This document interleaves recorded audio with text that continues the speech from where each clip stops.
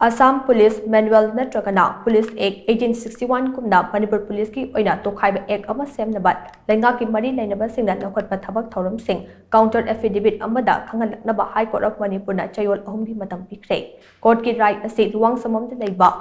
yanglem mangi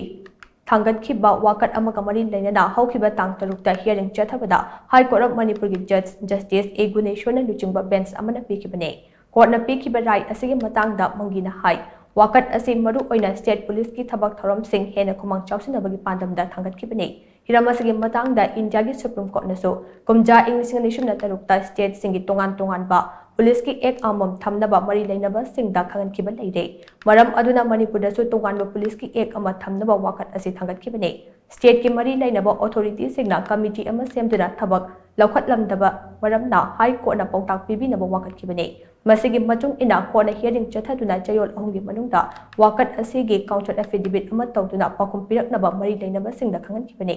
wakat asigi makha taba hearing mathang tha April gi tang 19 da chathanaba matam lepkhre haina mangi da makha takhe